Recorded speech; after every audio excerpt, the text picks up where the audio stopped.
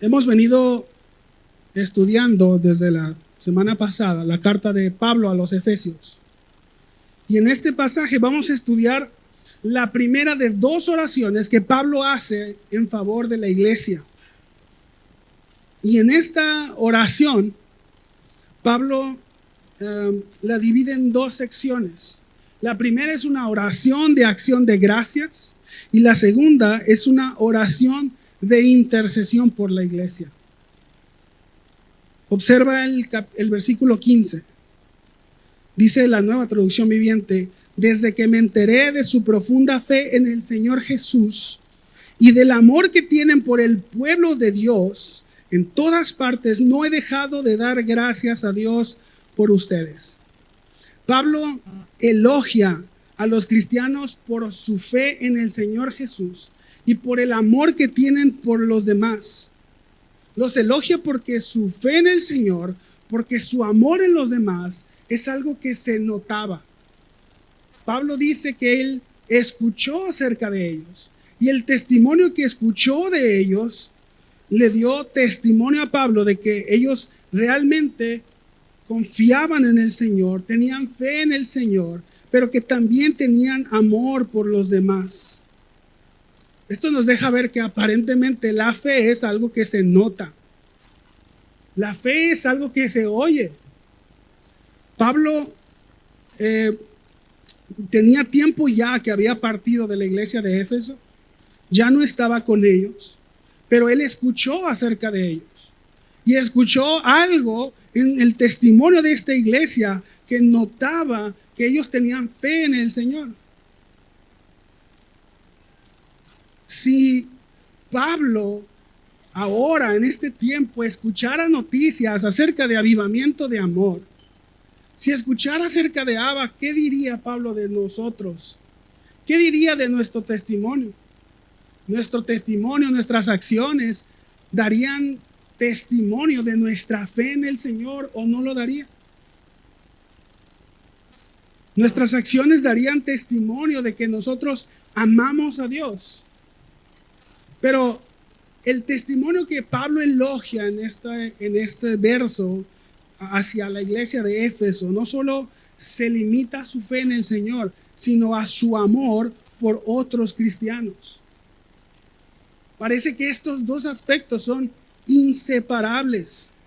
La fe en el Señor Jesús y el amor por los demás son inseparables en la vida del creyente. Es más, son evidencia de una fe genuina. Amar al Señor, tener fe en el Señor y amar a los demás es evidencia de la fe que verdaderamente salva. Escucha lo que dice Juan en 1 de Juan 4:19. Nos amamos unos a otros porque Él nos amó primero. Si alguno dice amo a Dios pero odia a otro creyente, esa persona es mentirosa. Pues si no amamos a quienes podemos ver, ¿cómo vamos a amar a Dios a quien no podemos ver? No podemos decir que amamos a Dios y no amamos a los demás. No podemos decir que amamos a Dios y no amamos a los demás hermanos. Es una incongruencia. La evidencia que realmente amamos a Dios es que también amamos a los demás cristianos. Si Pablo escuchara acerca de avivamiento de amor, si Pablo escuchara acerca de la fe o del testimonio de Abba, él daría fe y testimonio de que nos amamos unos a otros. ¿Qué escucharía de nosotros? Nuestras acciones dan ese testimonio, nuestras acciones dan esa evidencia que nos amamos unos a otros así como amamos al Señor. Bueno, pues Pablo elogia la fe de los efesios por estas dos acciones. Ellos lo tienen. Pablo da testimonio de que ellos tienen fe en el Señor y aparte tienen amor por otros creyentes. ¿Te fijas cómo Pablo incluye acciones de gracias por la vida de otros creyentes?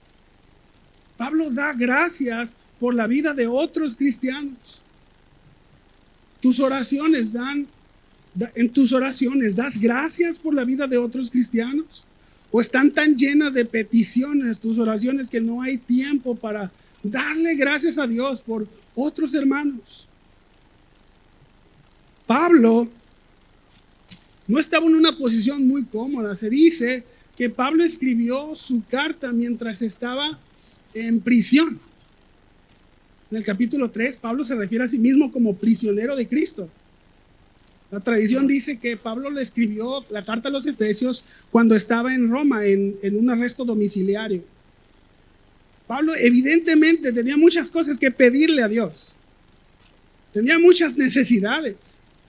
Y la iglesia de Éfeso también tenía necesidades. Y lo primero que Pablo hace es decirles que no deja de darle gracias a Dios por la vida de los creyentes. Pablo nos deja ver cómo en la oración de un apóstol incluye la acción de gracias. Si un apóstol puede orar por los demás, nosotros también podemos orar por los demás.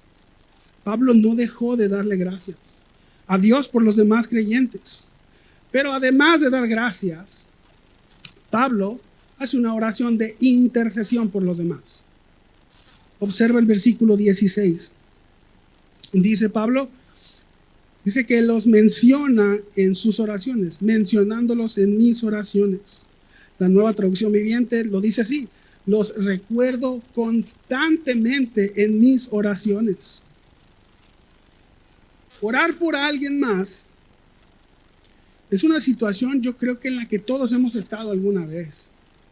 O si nunca has tenido la necesidad de orar por alguien más, créeme que tarde o temprano vas a tener que orar por alguien más.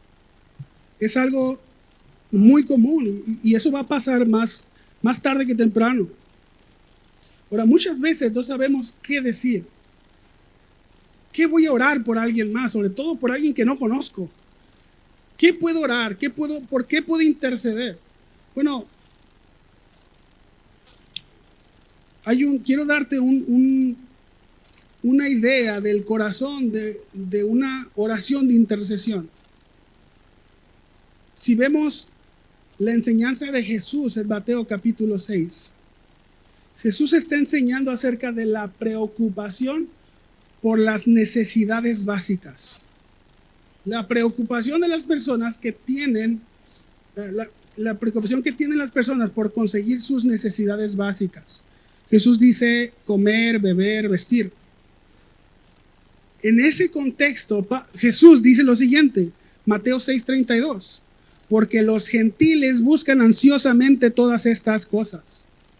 El Padre Celestial sabe que ustedes necesitan todas estas cosas. Recuerda, está hablando de necesidades básicas. Beber, comer, vestir. Jesús dice que los gentiles, es decir, los no creyentes o los no cristianos, buscan ansiosamente conseguir todas esas cosas. Si lo vemos en el contexto de la oración, podemos decir, los no creyentes, los no cristianos piden por todas estas cosas, pero el Padre sabe que ustedes necesitan todas estas cosas.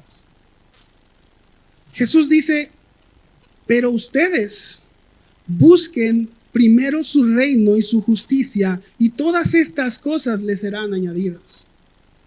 Jesús no está negando ni está invalidando o ignorando las necesidades básicas de las personas.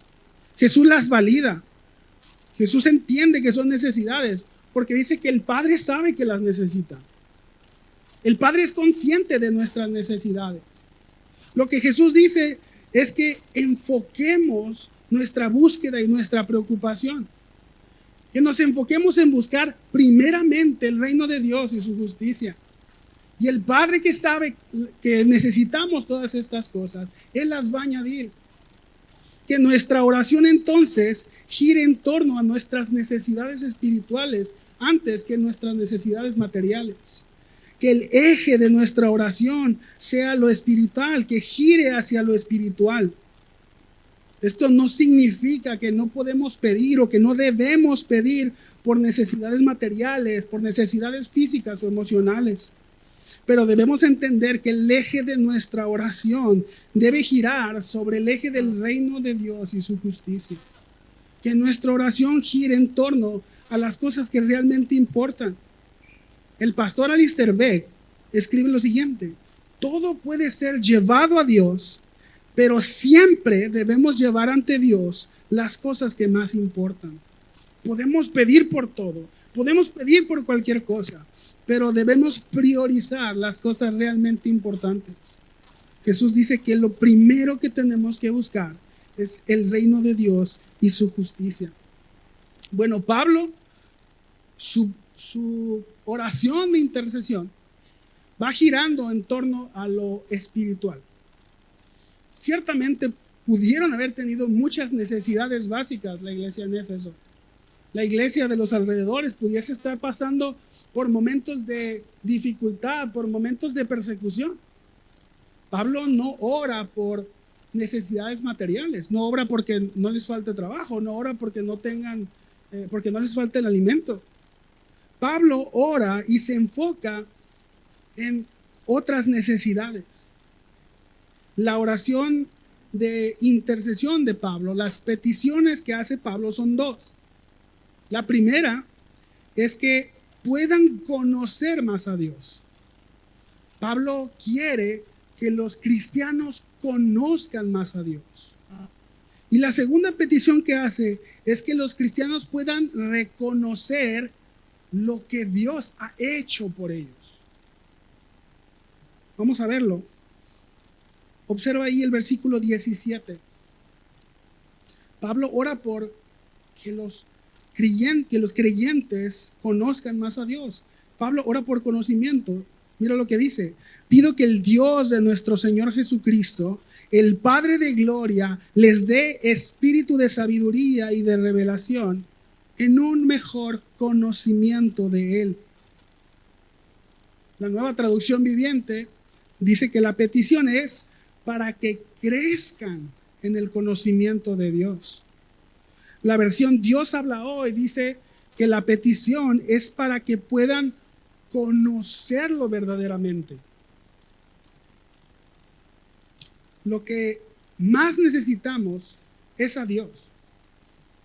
Y Pablo lo sabe. Pablo ora para que los cristianos de Éfeso puedan conocer más a Dios. Puedan saber quién es Dios. Pablo lo escribe para la iglesia en Éfeso, pero también para nosotros. Nosotros también necesitamos conocer más a Dios. Necesitamos crecer en el conocimiento de Dios para conocerlo verdaderamente. Muchas veces en nuestra vida práctica vamos detrás de cualquier cosa porque creemos que eso que por lo que vamos nos va a dar plenitud. Vamos tras las cosas que creemos que nos van a dar satisfacción, o las cosas que nos van a dar placer o felicidad.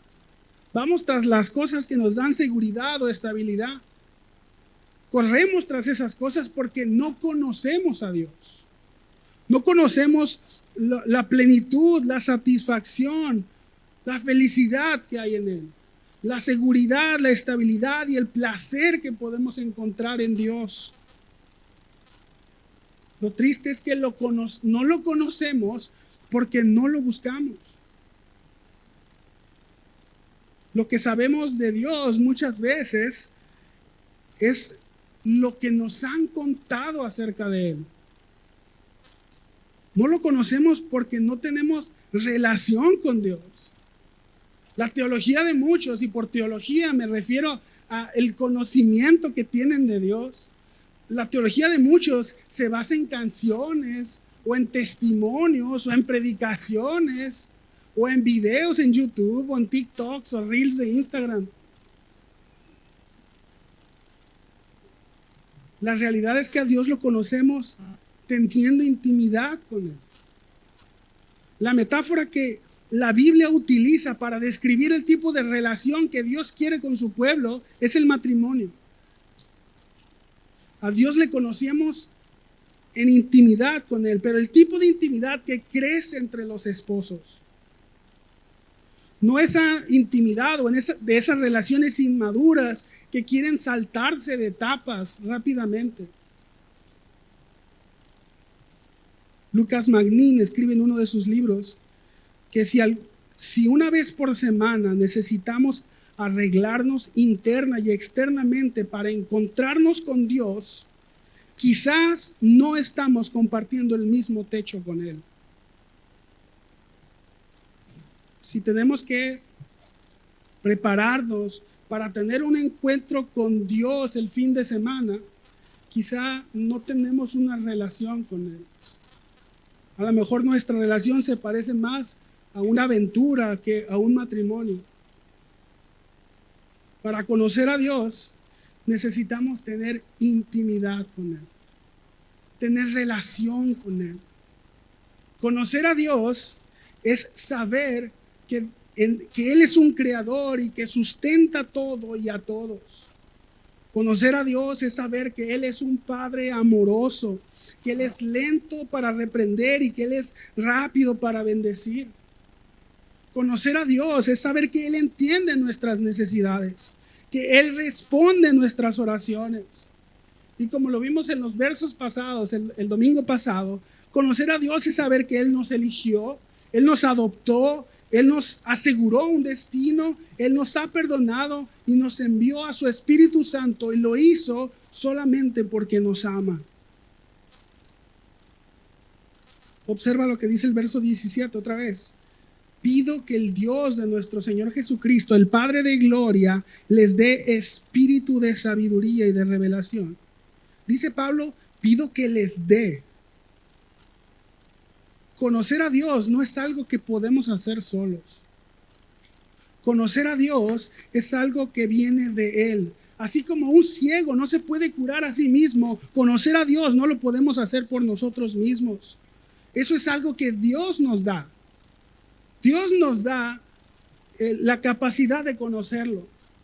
Ahora, si es algo que Dios da, la buena noticia es que podemos pedírselo.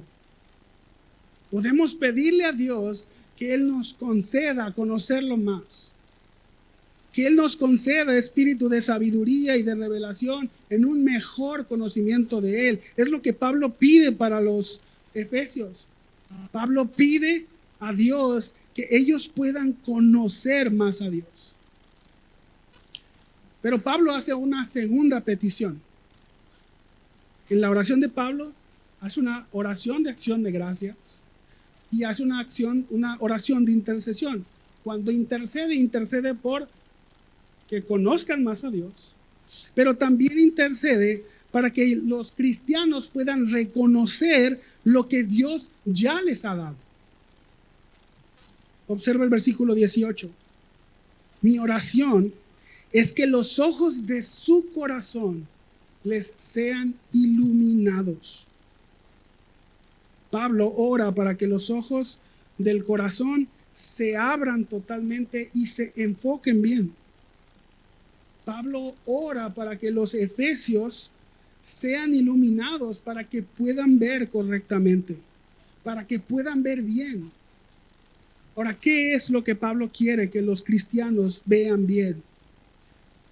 Pablo quiere que sus lectores estén seguros de todo lo que ellos tienen en Cristo. Si hacemos un resumen de los versos que estudiamos con el pastor, podemos saber que en Cristo somos elegidos para ser santos y libres de culpa. Somos adoptados como hijos suyos. Somos perdonados por la sangre de Jesús. Hemos sido incluidos en el gran plan de Dios. Somos hechos herederos de Dios. El pastor Beck escribe lo siguiente: Pablo no ora por una nueva habilidad de ver, sino por una visión enfocada. No ora para que los cristianos lleguen a ser cristianos, sino para que disfruten de todo lo que es suyo como cristianos. Pablo está hablando con cristianos. Él está seguro de que son cristianos porque ha escuchado acerca de su fe. Ha escuchado el amor que tienen por Dios. Ha escuchado del amor que tienen los unos por los otros. Él sabe que está hablando con cristianos. Él pide a Dios que ellos puedan conocer y reconocer lo que ya tienen en Cristo. Pablo quiere que los cristianos de Éfeso se den cuenta que han sido bendecidos con toda bendición espiritual. Pablo ora para que los ojos de los corazones de los efesios sean iluminados, es decir, para que sepan bien qué es lo que están mirando. Pablo pide que los ojos de su corazón, los ojos de su entendimiento, los ojos de su mente, los ojos de sus emociones, los ojos de sus motivaciones sean iluminados hacia lo correcto, sean enfocados hacia lo correcto. Pablo fue muy enfático en los primeros versos. Pablo dejó claro que en todas nuestras bendiciones, las bendiciones espirituales que tenemos se encuentran en Cristo. ¿Cómo hemos sido bendecidos con toda bendición espiritual? En Cristo. ¿Cómo hemos sido escogidos por Dios? En Cristo. ¿Cómo hemos sido adoptados como hijos de Dios? En Cristo. ¿Cómo hemos recibido de su gracia? En Cristo. ¿Cómo obtenemos el perdón de nuestros pecados? En Cristo. ¿Cómo conocemos la voluntad de Dios? En Cristo. ¿Cómo obtenemos la herencia de Dios? En Cristo. ¿Cómo hemos sido sellados con el Espíritu Santo? En Cristo. Amén. Los detalles de la doctrina de la unión con Cristo los vamos a ver más adelante en otros capítulos, pero quiero compartirte algunas observaciones acerca de esto. Y voy a ser breve porque el pastor Israel ya nos compartió de esto hace unas semanas en una predicación, cuando habló de cómo pasamos de Adán a Cristo. ¿Sí? Bueno, Pablo en Romanos capítulo 5 da un argumento muy curioso. Pablo está hablando de la justificación que viene por medio de la fe. Eso es lo que ha hablado durante los primeros capítulos.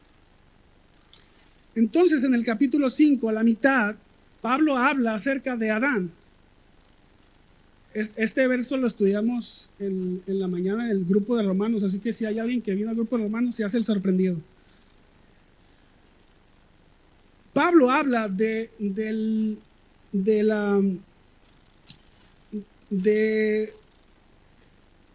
habla de Adán y la desobediencia de Adán. La lógica de su argumento es muy simple. Cuando Adán desobedeció, entró el pecado al mundo. Y como consecuencia del pecado, entró la muerte. Pablo remata su argumento diciendo, porque todos pecamos. ¿Cómo fue eso? ¿Cuál es el destino de todas las personas que nacen? La muerte. Todos. La tasa es del 100%. Todos los que nacen, todos mueren. Ahora, si el pecado, la muerte es una consecuencia del pecado, ¿qué quiere decir que todos muramos? Que todos somos pecadores. Que todos tenemos la presencia del pecado en nosotros. Bueno, lo que esto nos quiere decir es que todos somos culpables de pecado. La desobediencia de un hombre, Adán, vino a ser mi desobediencia. Las consecuencias de la desobediencia de un hombre vinieron a ser mis consecuencias. Pero hay una razón de por qué Pablo está hablando de esto. Y lo está en el versículo 18 de Romanos 5. Así es, dice Pablo. En un solo pecado de Adán trae condenación para todos, pero un solo acto de justicia de Cristo trae una relación correcta con Dios y vida nueva para todos. Por uno solo que desobedeció a Dios, muchos pasaron a ser pecadores, pero por uno solo que obedeció a Dios, muchos serán declarados justos. Al creer en Cristo y al ser unidos a Cristo, su obediencia perfecta viene a ser mi obediencia. Sus consecuencias vienen a ser mis consecuencias. Así como las consecuencias del pecado de un hombre vinieron a ser mis consecuencias, las consecuencias de la obediencia de un hombre vinieron a ser mis consecuencias. Es en Jesús donde encontramos todas nuestras bendiciones espirituales. Jesús fue el que ganó su justicia. Él obedeció la ley de principio a fin. Él cumplió con la ley de la cuna hasta la tumba. Jesús amó al Señor con todo su corazón, con toda su mente, con toda su alma y con todas sus fuerzas. Jesús amó a su prójimo como a sí mismo. Él se ganó su justicia con su perfecta obediencia. Esa obediencia es puesta en favor de los que creen en Él. ¿Qué le podemos agregar nosotros a su obediencia perfecta? ¿Qué podemos hacer para que el Padre se agrade más en su Hijo? ¿En qué podemos obedecer para que el Padre ame más a su Hijo? Para que el Padre acepte más a su Hijo. Nada. ¿Qué podemos hacer? ¿En qué podemos desobedecer para que Dios deje de aceptar a su Hijo? ¿En qué podemos fallar para que Dios deje de amar a su Hijo? Nosotros somos amados por el Padre, somos bendecidos por Él, no por nuestras obras, sino por las de Él. El día que el Padre deje de amar a su Hijo es el día que el Padre me va a amar a mí, me va a dejar de amar a mí. Nosotros somos amados por Dios porque el Padre ama a su Hijo y nosotros en Cristo somos amados por el Padre. Entonces, ¿por qué vivimos como si la aprobación o desaprobación de Dios dependiera de nosotros? Vivimos como quien va a un hotel y le ponen una pulsera de todo incluido y va al restaurante y no come porque cree que no le va a alcanzar para pagar. Es en Jesús donde están todas nuestras bendiciones espirituales. Ahora Pablo pide para que los ojos de su corazón sean iluminados. Pide por iluminación. Pero menciona 3 cosas. La primera, para que sepan cuál es la esperanza de su llamamiento. La nueva traducción viviente dice para que puedan entender la esperanza segura en que Él nos ha dado a los que llamó. La versión Palabra de Dios para Todos dice para que vean y sepan lo que Él tiene preparado para la gente que ha llamado. Cuando usamos el término esperanza, nosotros nos referimos a cosas que quisiéramos que sucedieran, a lo que nos gustaría que pasara. Pero cuando el Nuevo Testamento habla de esperanza, no se refiere en términos de incertidumbre. El Nuevo Testamento hace referencia a una esperanza segura. Es algo que Él nos ha llamado, que Él nos tiene garantizado. Cuando Pablo interpreta la vida de Abraham y habla acerca de su fe y de la esperanza que él tuvo, dice que él tuvo esperanza contra esperanza. Cuando no podía haber esperanza, Abraham tuvo esperanza. Las circunstancias de Abraham era un hombre anciano, su esposa era una mujer anciana y su esposa era estéril de toda la vida. Dios le había dicho que tendría un hijo, pero sus circunstancias decían que era imposible, no podía tener un hijo. Pero Abraham tuvo esperanza cuando no había esperanza. ¿Por qué?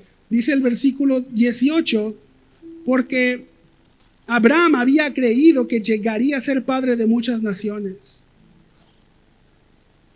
Dios le dijo a Abraham, tú serás padre de muchas naciones.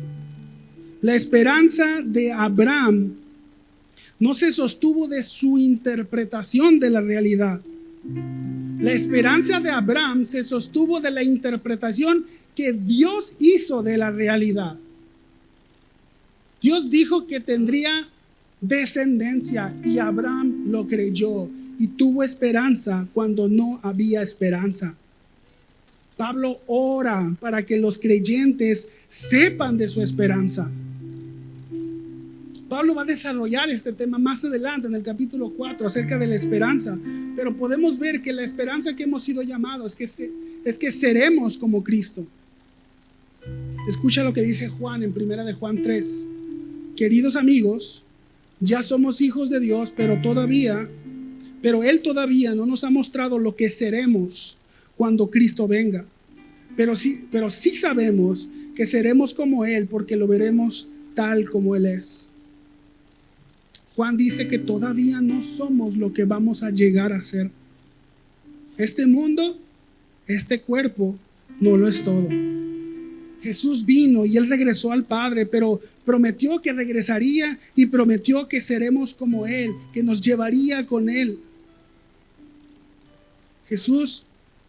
Vendrá el día cuando ya no tendremos que luchar contra la enfermedad. Llegará el día cuando ya no tendremos que luchar contra el dolor, contra el desánimo, contra la ansiedad. No lucharemos contra la traición, la desaprobación o la desesperación. Va a haber un día donde ya no tendremos una lucha con el pecado. Esta es la seguridad a la que nosotros hemos sido llamados. Esta esperanza, esta confianza en Cristo. Sabemos que nuestros mejores días están por venir. Sabemos que incluso la muerte no es el final de nuestra vida, sino es solo el comienzo. Pablo también ora por la herencia.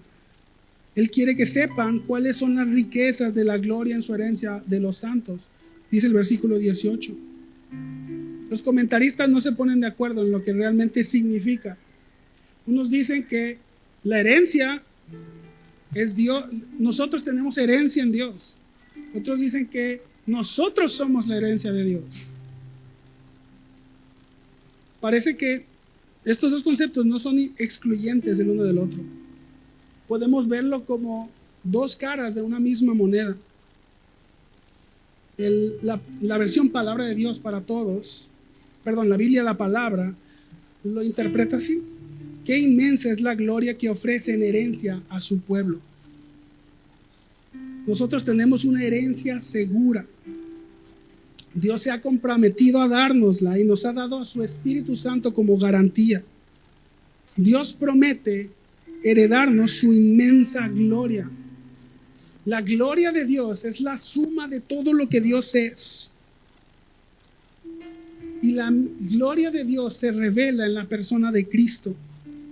En palabras de Juan 1, dice que nosotros vimos su gloria como la del unigénito del Padre. La herencia que hemos sido llamados es Dios. Dios es nuestra herencia. En Cristo es nuestra herencia. Dios es el mejor regalo que su pueblo puede recibir. Dios es el gozo más grande que podemos encontrar. Pero si vemos la otra cara, la Nueva Traducción Viviente lo interpreta así. Dice que nosotros somos su pueblo santo, quienes somos su rica y gloriosa herencia. El pastor Beck lo explica de esta manera. ¿Qué cuadro más maravilloso llegamos a heredar a Dios, lo cual es asombroso, y Dios llega a heredarnos a nosotros, lo cual, para ser sinceros, es extraño. Dios ha decidido pasar la eternidad con nosotros, contigo y conmigo. Se ha propuesto disfrutar de su tiempo para siempre con una multitud de humanos redimidos, perdonados y de ex pecadores. Pablo intercede para que el Padre ilumine los ojos de los corazones de los efesios. Él quiere que conozcan estas verdades. Pablo nos muestra que debemos de pedirle a Dios que nos ayude a ver la vida desde una perspectiva correcta. Que podamos ver la vida desde la perspectiva de lo eterno. Necesitamos dejar de ver nuestros problemas, nuestros errores, nuestros remordimientos. Debemos de dejar de poner nuestra vista en nuestras tristezas y empezar a esperar en la herencia futura, la herencia segura que tenemos en Cristo. Y por último, Pablo pide para que ellos conozcan cuál es la extraordinaria grandeza de su poder.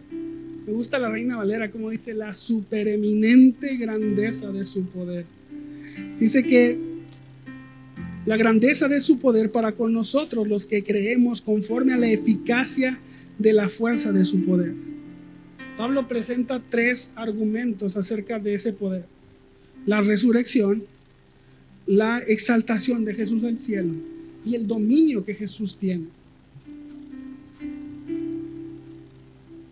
¿Qué está haciendo Jesús ahora?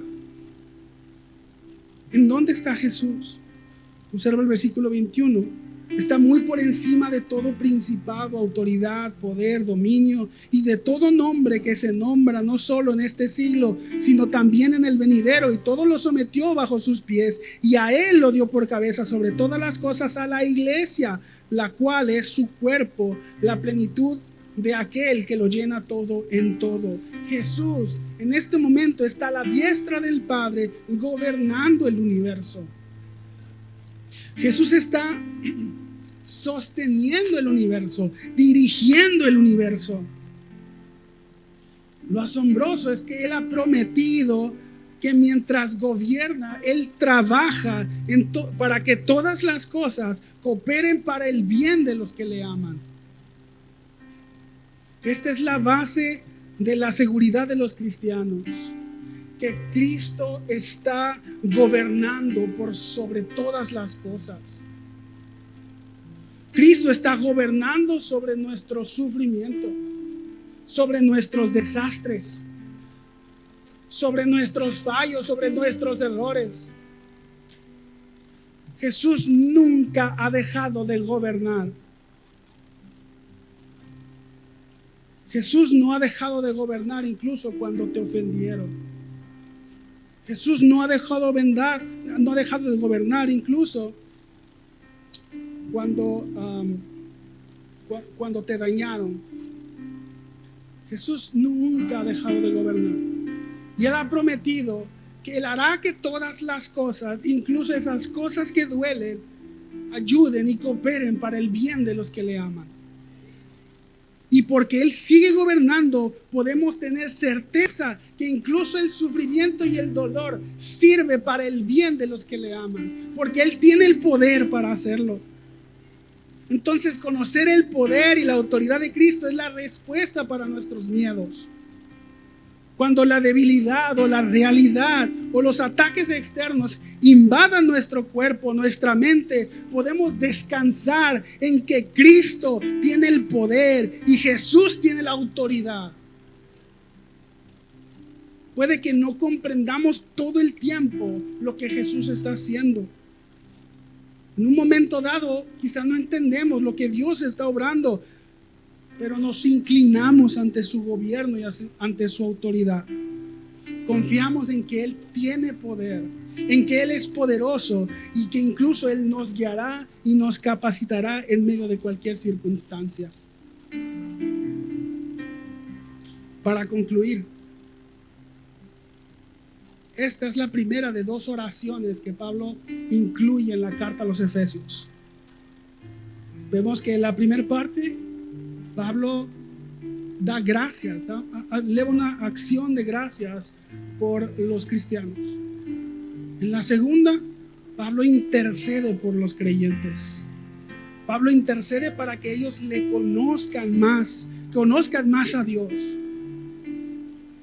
Pablo intercede para que los creyentes estén convencidos cada vez más de lo que Dios les ha dado en Cristo. La noticia de Dios es que Dios nos ha dado a su Hijo. El Evangelio es el mensaje de Cristo. Es el mensaje que Dios nos ha dado a Cristo. El Evangelio es Cristo. El Evangelio es el anuncio de que Dios nos ha dado a un Salvador. Algunas personas, y me incluyo ahí, hemos leído la historia de David y Goliat como si el protagonista de la historia fuéramos nosotros. Como si nosotros tuviéramos que ser los valientes que nos enfrentamos a nuestros miedos. Pero esa no es una interpretación cristocéntrica. La realidad es que nosotros somos el pueblo de Israel atemorizado, incapaces de vencer sus gigantes. Pero viene uno que sí es valiente, viene uno que sí es fuerte, viene uno que es menospreciado, con apariencia débil, pero que viene en el nombre del Señor y vence al gigante que yo jamás podría vencer. Jesús es el protagonista de la historia de David y Goliat. Jesús es el protagonista de nuestra historia. Él es el valiente. Jesús es el fuerte. Él es el victorioso. Pero los que están en Cristo son valientes, son fuertes, son victoriosos, porque Cristo lo ha logrado. Si Cristo lo logró, nosotros lo logramos junto con Él. Jesús es nuestra esperanza. Jesús es nuestra roca. Él es nuestra herencia. Mi salvación no depende de mis buenas acciones, no depende de mis fuerzas. Mi salvación depende de su justicia. Mi salvación depende de su fuerza. Pablo ora para que los cristianos enfoquen su mirada, para que Dios enfoque la mirada de los cristianos, pero para que se enfoquen en Cristo, para que sus ojos estén puestos en Jesús. Él es nuestro campeón, Él es nuestra ancla firme. Pablo ora para que conozcan más a Dios y sepan lo que tenemos en Cristo. Si Jesús no es tu esperanza, pero hoy te has dado cuenta que esperar en Cristo es lo que siempre habías querido, yo te animo a que no lo rechaces. Si ya habías escuchado este mensaje o quizás ya habías leído estos versos, pero hoy suenan diferente, hoy suenan como más reales, o quizás hoy suenan más urgentes, no te resistas al llamado del buen pastor. Él conoce a sus ovejas. Él dio su vida por sus ovejas y las conoce por nombre y las llama por su nombre. El llamado de Jesús es de arrepentimiento y fe. De todo lo demás se encarga Él. Si hoy te has convencido que necesitas la salvación de Jesús, acércate a Él, porque Él no rechaza a nadie que se acerca a Él con arrepentimiento y fe. Ahora, si tu esperanza es Jesús, quiero decirte que esta vida no lo es todo. Incluso la muerte es solo el inicio de nuestra verdadera vida. Un día vamos a estar delante de la presencia de Dios para rendir cuentas y nuestra justicia ciertamente va a ser medida. Pero gracias a Dios, porque Él nos escogió en Cristo desde antes de la fundación del mundo para que fuéramos santos y sin mancha. Un comentarista escribió lo siguiente: hasta que comprendamos quiénes somos verdaderamente en Jesucristo, es imposible que vivamos una vida obediente y plena. Solo cuando sepamos quiénes somos en realidad, podremos vivir como lo que realmente somos. Nosotros somos lo que somos en Cristo. No en nuestro esfuerzo, no en nuestra sabiduría, no en nuestra justicia. Ese es el evangelio de Dios. Lo que nosotros no podíamos hacer, vino Cristo a hacerlo por nosotros. Jesús vivió la vida que tú y yo no podemos vivir. Jesús murió la muerte que tú y yo no podemos morir. Y ha venido para que todo en el que en Él cree no se pierda, mas tenga vida eterna.